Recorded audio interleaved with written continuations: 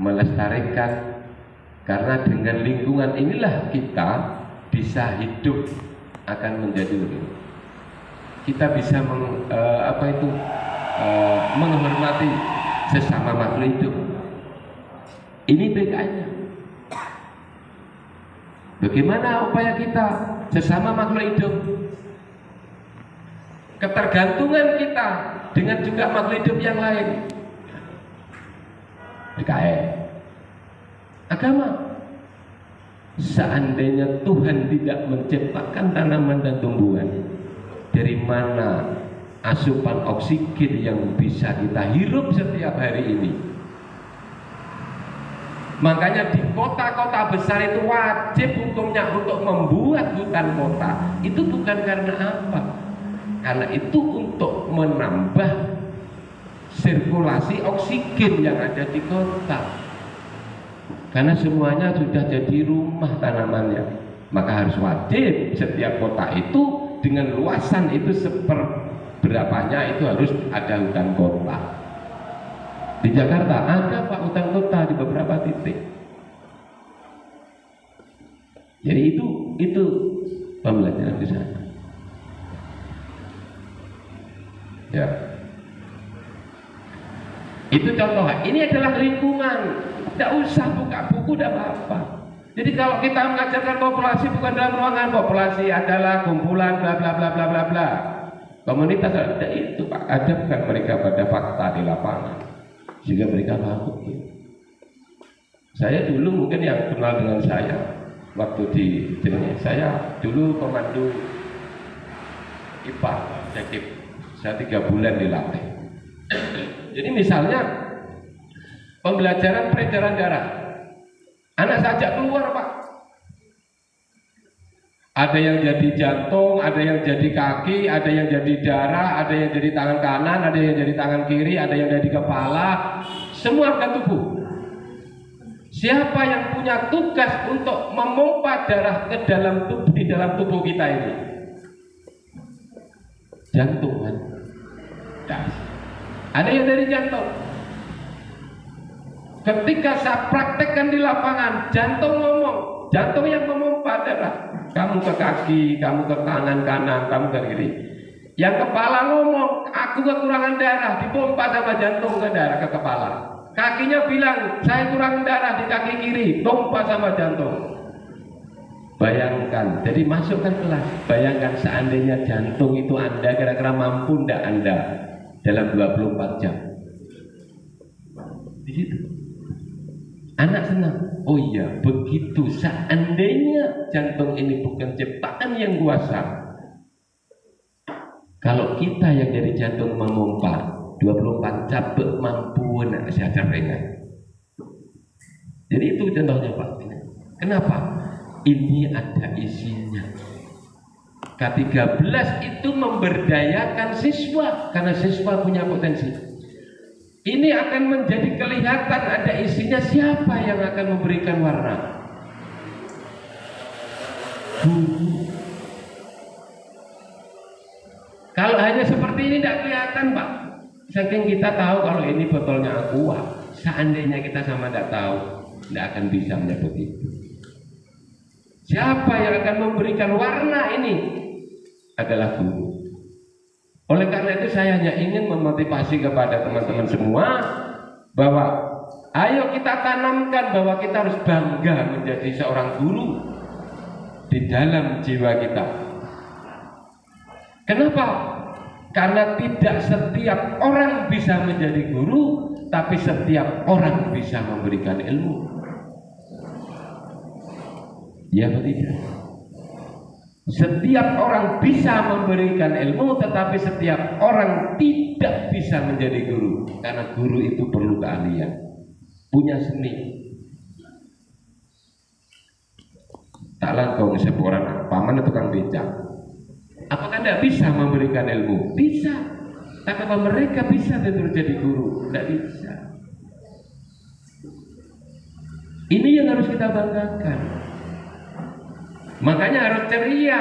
Tadi saya bilang itu. Jadi kalau tidak membanggakan diri sebagai seorang guru, maka keceriaan itu tidak akan tumbuh. Ketika guru tidak ceria, maka aura yang keluar di dalam tubuh guru itu juga tidak akan ceria. Dampaknya ada nanti kalau ke murid. Tak nemu bener murid sedikit, karena guru tidak ceria. Paling ke dalam guru kita tidak celingake corak orang ya guru. Jadi suruh ngajar dulu, suruh neneng dulu petenang, beli air minum, melihat celok. Men kedelak teng roteng lah jadi suruh ngajar Pak ini serangan, ini murid. Muridnya tak opah buru kan ya. Jadilah guru bukan ditakuti, tapi guru itu disegani gitu loh. Kalau ditakuti percuma Pak, ilmu kita tidak akan nyampe, yakin itu. Oleh karena itu Bapak sekalian bahwa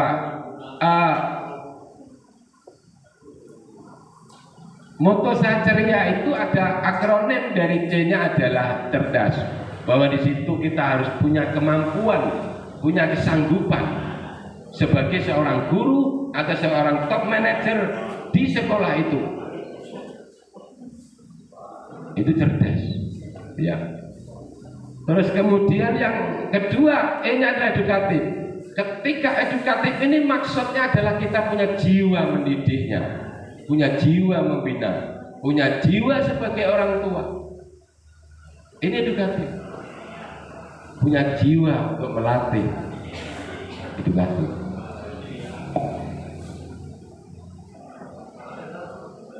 Akhirnya adalah responsif. Ya guru tidak punya jiwa mendidik, ya tadi itu kayak kasus yang terjadi. Muridnya jadi diajari terus, tidak ada jiwa mendidik, tidak ada jiwa melatih. Melatih itu tidak bermakna bahwa anak bisa membuat hastakarya, bukan. Itu hanya salah satunya. Mereka bagaimana kita ciptakan untuk terampil dalam segala tindakan yang dilakukan oleh anak. Siapa yang membuat terampil itu? Guru.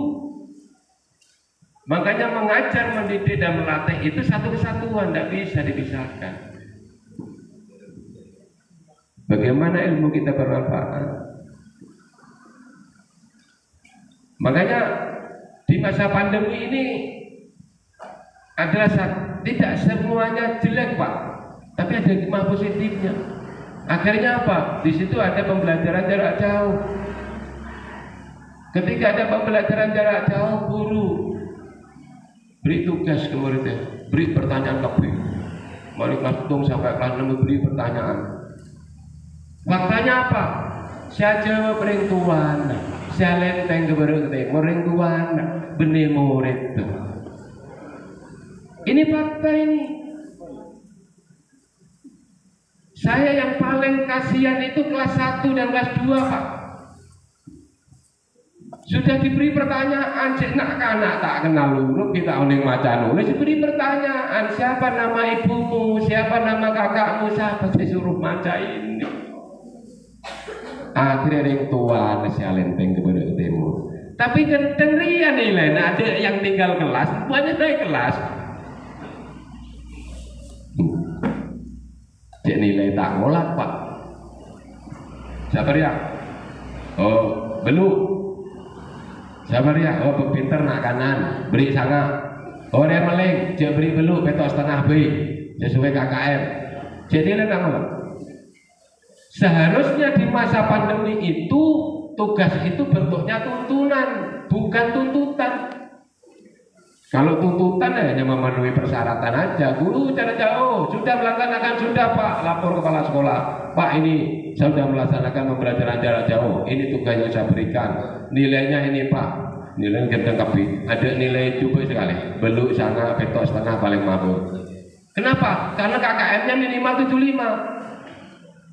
Tak bengal guru aku nilai 6 apa boleh petok, tak bengal, tidak berani.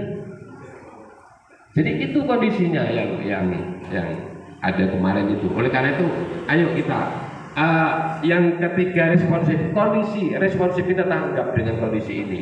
Yang bisa responsif ini adalah guru. Jadi kalau tugas itu sifatnya harus tuntunan, bukan tuntutan. Kalau tuntunan berarti di situ ada rambu-rambu harus begini. Karena kita ini sebenarnya ketika pembelajaran jarak jauh itu sama, mentransfer ilmunya tapi dengan jarak jauh. Bener pas saja tugas beri pertanyaan dijawab, dikumpul lagi guru nilai mari. Tidak ada. Apa artinya nilai 8, 9 tapi tidak ada perubahan kepada anak didik kita? Sekarang itu tanya begitu. Yang keempat adalah inovatif. Inovatif ini maknanya kita jangan puas dengan prestasi dan capaian yang sudah kita lakukan. Jangan puas, Pak. Seorang inovatif itu tidak akan puas dengan capaian yang akan kita yang sudah diraih. Selalu ingin berkembang, selalu ingin berubah. Makanya tahun 2022 saya wajibkan setiap sekolah membuat satu inovasi. Wajib ini, wajib ini. Saya ingin tahu nanti sekolah akan melakukan buat inovasi apa saja. Bebas, Pak. 8 standar pendidikan. Dan nanti akan saya lihat pemanfaatan dana bosnya mengacu kepada, mendukung kepada perubahan inovasi atau tidak.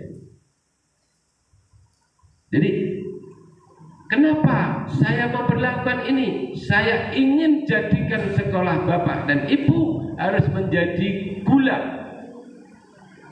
Kalau ada gula berarti di situ ada apa? Ada semut. Apa semut diundang oleh gula? Tidak, datang sendiri. Artinya apa Bapak sekalian? Bukan eranya lagi kita sekarang ini rebutan murid. Bukan eranya lagi kepala sekolah, guru, door to door dari rumah ke rumah. Tak langkung Bu, Pak Putrana seumur 7 tahun ke sekolah kayak dengan gula. Datang ke situ ngabu Putrana seumur 6 tahun tak pernah Pak ngirim sekolah kayak gitu. Itu dulu. Sekarang tidak lagi. Kenapa akhirnya yang harus saya munculkan bahwa di situ adalah jadi gula. Saya ingin mengharapkan sekolah bapak dan ibu ini akan didatangi oleh masyarakat sendiri, bukan bapak yang datang ke masyarakat. Bagaimana caranya? Salah satunya ibu buatkan inovasi, inovasi yang bermanfaat dan berhasil berdampak kepada masyarakat. Ya kalau inovasi tidak berdampak percuma, Pak. Saya beri contoh misalnya MI Sabilillah, walaupun belum secara sempurna, tetapi coba Bapak bayangkan, MI Sabilillah apakah mereka door to door dari rumah ke rumah? Tidak, Pak. Masyarakat kita cerdas sekarang. Kalau dulu waktu zamannya saya, orang tua sudah ngomong kalau tidak bisa diterima di sekolah negeri jangan sekolah. Mengbro Pak saya dulu. Itu daerah saya saja Pak. Sekarang tidak butuh negeri dan swasta. Di mana anaknya bisa berkembang potensinya, di situ anaknya akan dimasukkan. MI Sabilillah, sampah. Salah satu dia sudah ada gulanya di sana. Hanya karena apa? Mereka bisa menunjukkan hasilnya, mereka bisa menunjukkan manfaatnya dan dampaknya kepada orang tua dan masyarakat. Masing-masing wali murid ini orang tak murid cerita saja ini sudah selebihan dari kita membuat selebaran ribuan itu kepada masyarakat. Anak saya setelah saya sekolahkan di MI Sabilillah begini. Cukup dari cerita ke cerita ini sudah nyampe. Akhirnya apa? Menjadi ketertarikan, berarti sudah jadi gula di sana. Kalau Bapak Ibu tidak berpikir seperti itu, menjadikan sekolahnya gula, tunggu saja. Beberapa tahun lagi akan ditinggal oleh masyarakat, regrouping sekolahnya, pasti itu. Nggak percaya buktikan.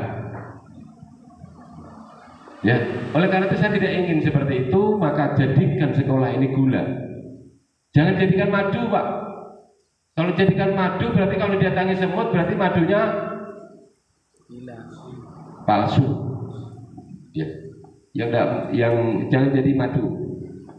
Jadi gula saja. Kalau jadi madu ya tadi, kalau didatangi semut berarti madunya palsu. Yang penting Bapak Ibu kan tidak mau ditambahi kata di depan madu. Menjadi di madu. Enak tapi menyakitkan. Kan begitu. Itu inovatif Pak, semua. Dan sudah saya siapkan nanti aplikasinya. Ketika Bapak Ibu membuat inovasi itu, saya siapkan, upload di aplikasi saya nanti. Saya akan lihat itu, inovasi apa yang dibangun oleh sekolah-sekolah itu. Mulai dari TK, SD, SMP.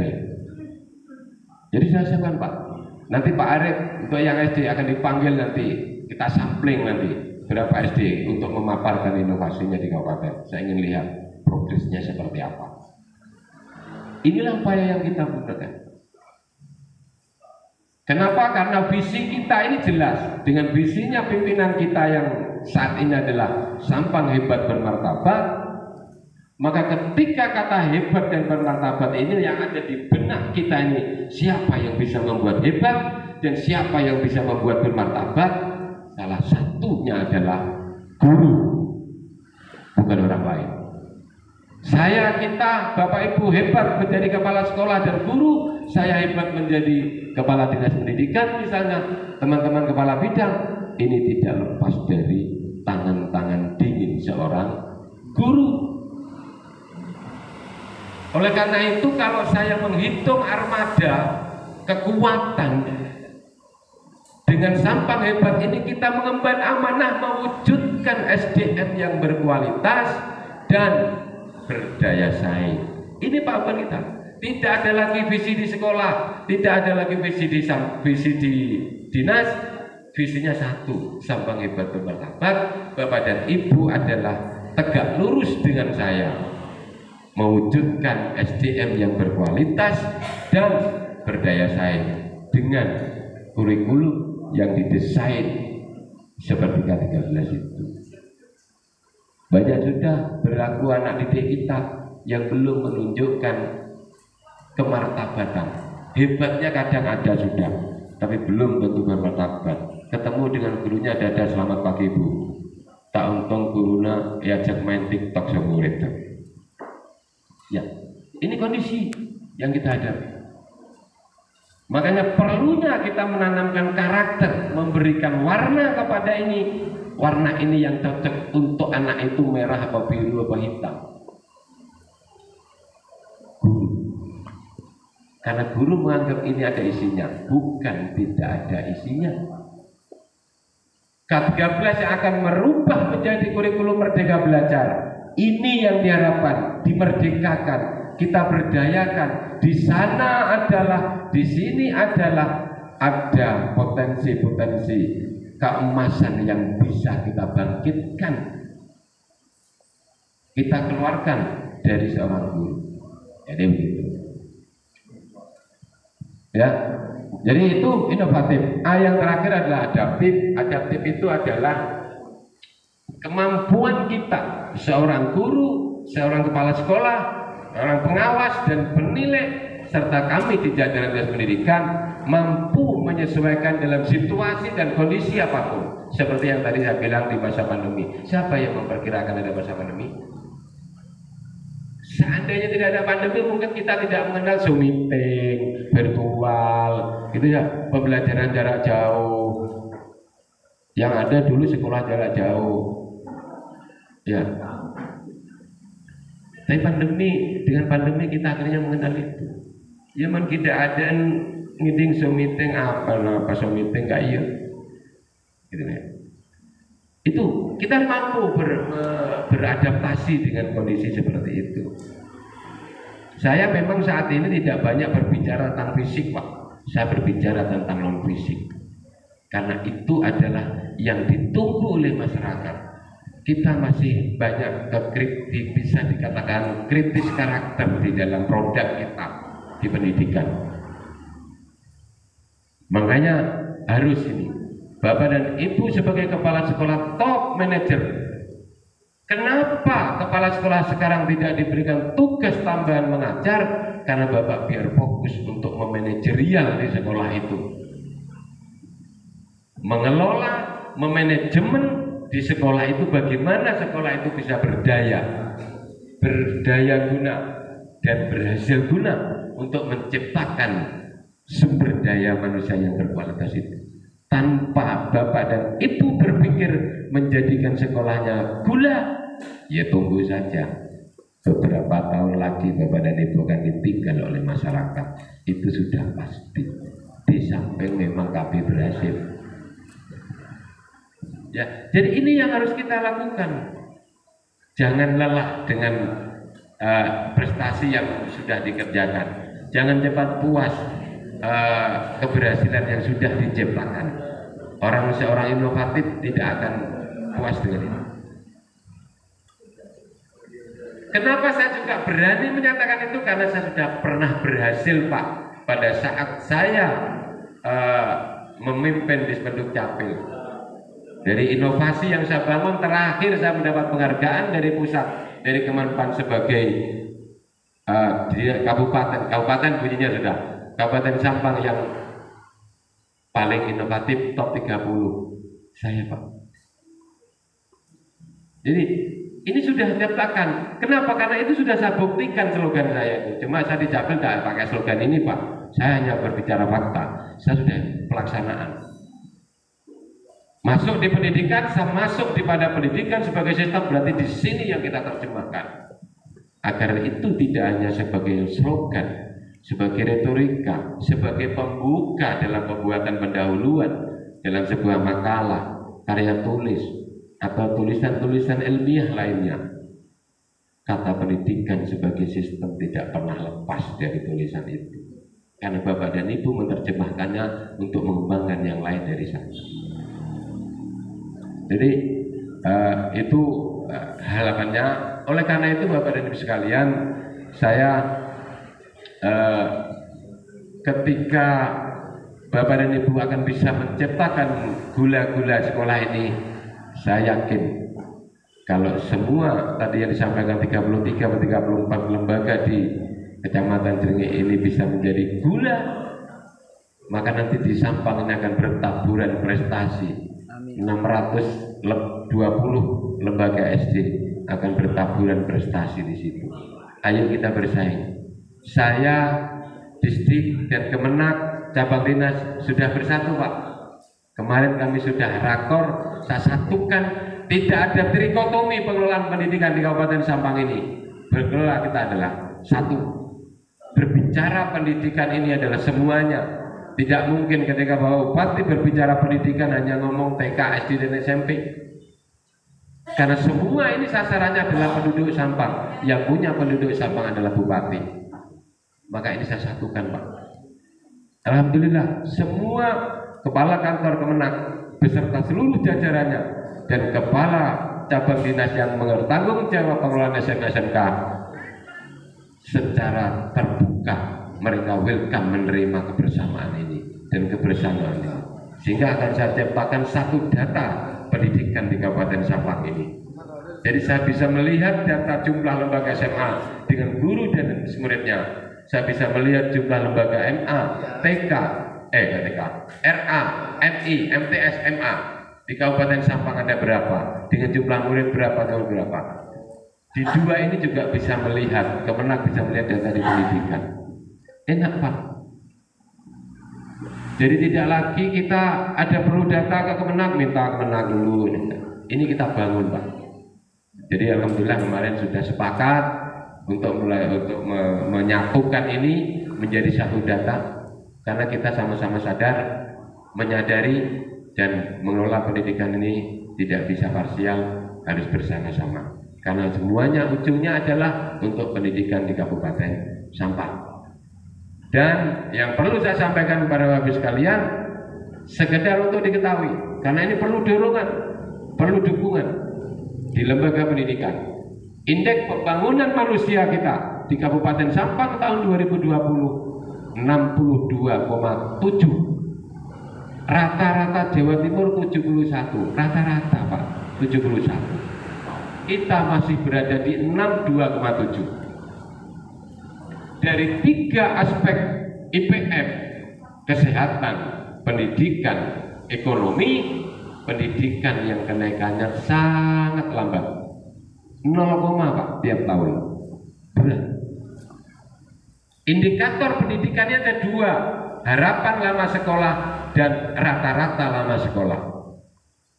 Kalau rata-rata lama sekolah ini dihitung dari jumlah penduduk yang memperoleh pendidikan.